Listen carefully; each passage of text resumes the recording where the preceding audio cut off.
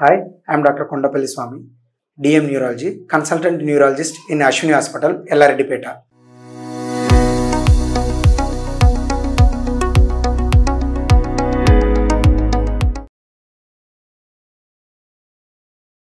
ఈరోజు మనం ప్రపంచవ్యాప్తంగా చాలా మంది పేషెంట్స్ బాధపడుతున్న తలనొప్పి, దాంట్లో మైగ్రేన్ హెడేక్ గురించి తెలుసుకుందాం. మైగ్రేన్ హెడేక్ తలనొప్పికి కారణాలలో ప్రపంచంలో ఇది 2వ స్థానంలో ఉందండి. మొదటిది టెన్షన్ టైప్ ఆఫ్ హెడేక్, ఇది 2వ స్థానంలో ఉంది మైగ్రేన్ హెడేక్. ప్రతి సంవత్సరం 20% మంది, ప్రపంచంలో 20% జనాభా కొత్తగా మైగ్రేన్ బారిన పడుతున్నారు. సో ఈరోజు మనం మైగ్రేన్ హెడేక్ లక్షణాలు ఏంటి, వాటికి కారణాలు ఏంటి, వాటి నుంచి ఎలా తప్పించుకోవాలి, రాకుండా ఎలాంటి పద్ధతులు పాటించాలి, దానికి ఎలాంటి వైద్యం చేయించుకోవాలో తెలుసుకుందాం.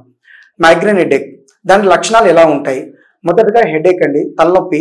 అది ఒకవైపు వస్తుంది, అంటే యూనిలేటరల్ హెడేక్. 75% మందికి ఒకవైపు మాత్రమే వస్తుంటుంది. ఇంకొక 5% మందికి రెండు వైపులా వస్తుంది. కొందరికి కొన్నిసార్లు ఒకవైపు లెఫ్ట్ సైడ్, కొందరికి రైట్ సైడ్, కొందరికి ఆల్టర్నేటింగ్ లా వస్తుంది అనమాట. సో ముఖ్యంగా 75% మందికి యూనిలేటరల్, ఒకవైపు మాత్రమే తలనొప్పి వస్తుంది. ఈ తలనొప్పి ఎలా ఉంటుంది అంటే పొడిచినట్టుగా కానీ, థ్రాబింగ్ టైప్ కానీ, స్టాబింగ్ టైప్ కానీ అంటారు.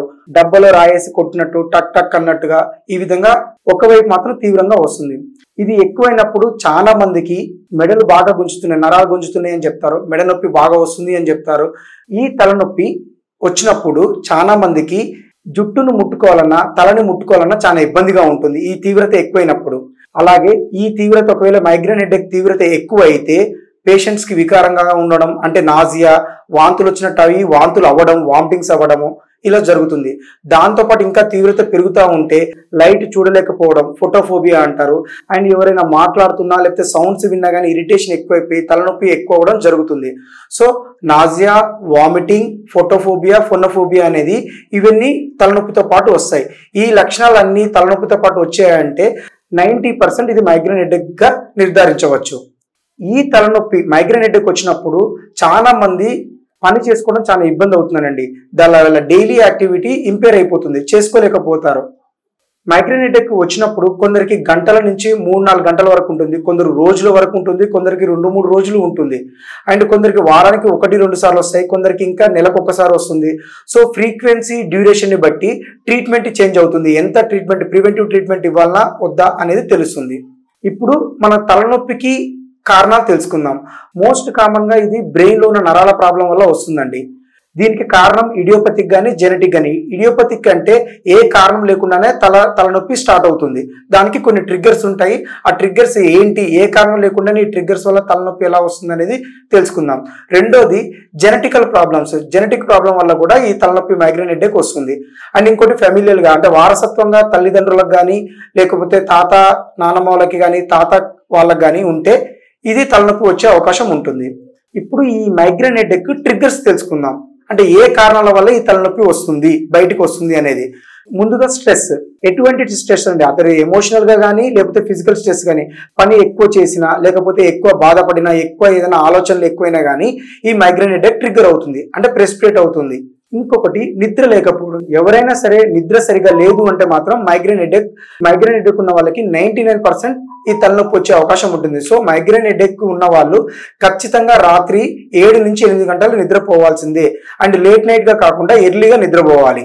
అండ్ ఎయిర్ ఎక్స్పోజర్ అంటే మనం బస్సు ప్రయాణం చేసినా, లేదంటే ఏసీకి ఎదురుగా నిల్చొనున్నా, కూలర్కి ఎదురుగా నిల్చున్నా వచ్చే గాలి తీవ్రత, స్పీడ్నెస్ ఎక్కువగా తలకు తగిలింది అంటే మైగ్రేన్ హెడేక్ ట్రిగ్గర్ అవుతుంది.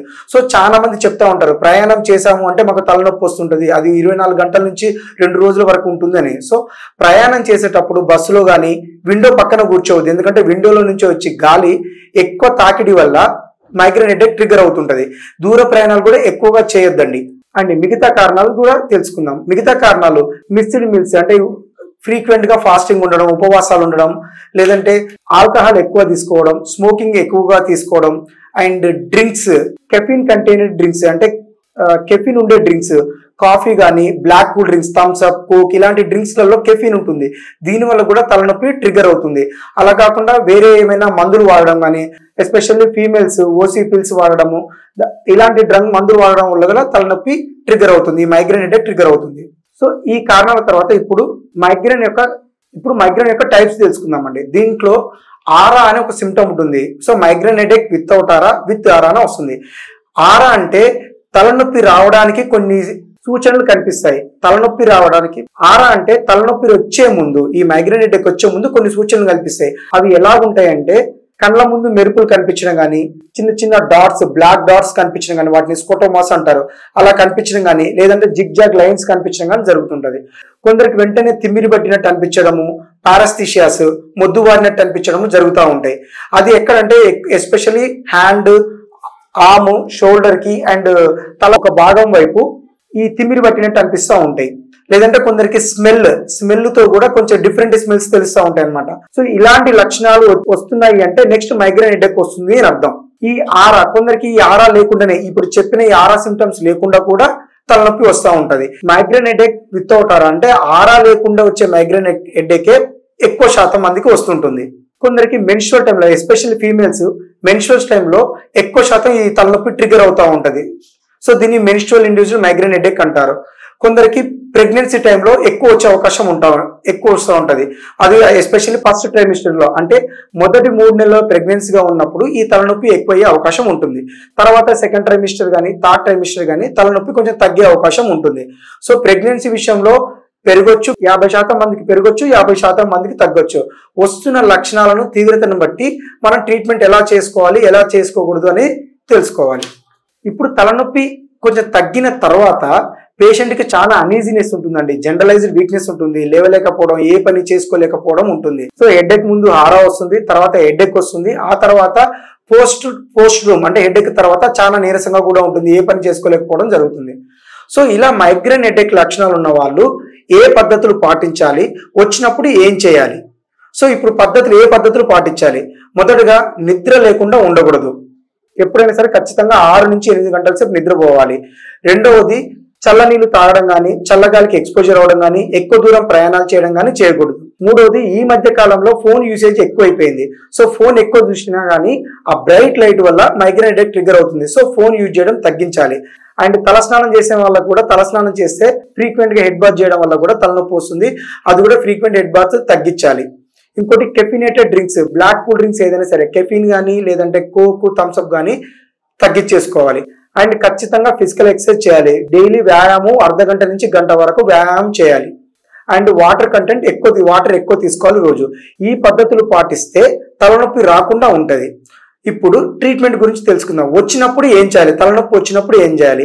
మీకు దగ్గరలో ఉన్న న్యూరాలజిస్ట్ ని కనుక కన్సల్ట్ అవ్వగలిగితే అది మైగ్రేన్ హెడేక్ కాదా, లేకపోతే టెన్షన్ టైప్ ఆఫ్ హెడేక్, లేకపోతే ఇంకా ఇతరేతరమైన హెడేక్ అని కన్ఫర్మ్ చేసి దానికి తగిన ట్రీట్మెంట్ ఇస్తారు. దీనికి మైగ్రేన్ హెడేక్ 2 రకాల ట్రీట్మెంట్ ఉంటుందండి. ఒకటి వచ్చినప్పుడు మాత్రమే ఇవ్వాలి, రెండవది రాకుండా ఉండడం కోసం ఇవ్వాలి. ఎవరికి రాకుండా ఇవ్వాలి అంటే ప్రివెంటివ్ మెడికేషన్ ఇవ్వాలి అంటే ఎక్కువ ఫ్రీక్వెన్సీ ఉన్న వాళ్ళకి, కొందరికి నెలకు ఒక్కసారి కానీ 2 నెలలకు ఒకసారి కానీ వస్తుంది. ఇలాంటి వాళ్ళకి ప్రివెంటివ్ మెడికేషన్ అవసరం లేదు, వచ్చినప్పుడు ట్రీట్మెంట్ ఇస్తే మాత్రం సరిపోతుంది. ఎవరికైతే ఫ్రీక్వెన్సీ ఎక్కువగా ఉంటుందో, అంటే ఒక నెలకి 5-6 సార్లు కానీ లేకపోతే అంతకు మించి కానీ తలనొప్పి వస్తుంది అంటే మాత్రం ఖచ్చితంగా వీళ్ళకి ప్రివెంటివ్ మెడికేషన్ ఇవ్వాలి. ప్రివెంటివ్ మెడికేషన్ ఇవ్వాలన్నా వద్దా, ఇస్తే ఎంత డోస్ ఇవ్వాలి, ఏ టాబ్లెట్ ఇవ్వాలని తెలుసుకోవడం కోసం మీరు వెంటనే దగ్గరలో ఉన్న న్యూరాలజిస్ట్ కలవాల్సి ఉంటుంది. సో మైగ్రేన్ హెడేక్ ని వచ్చినప్పుడు మందులు వాడడం కన్నా రాకుండా చూసుకోవడం చాలా ఇంపార్టెంట్. సో ఇప్పుడు చెప్పిన మీకు ట్రిగ్గర్స్ అయితే ఏవైతే ఉన్నాయో, ప్రెసిపిటేటింగ్ ఫ్యాక్టర్స్, వాటన్నిటిని కనుక కంట్రోల్ చేసుకోగలిగితే మనం మైగ్రేన్ హెడేక్ రాకుండా చూసుకోవచ్చు. వచ్చినప్పుడల్లా మందులు వేసుకోవడం కన్నా రాకుండా చూసుకునే పద్ధతులు వాడితే చాలా మంచిది. Thank you.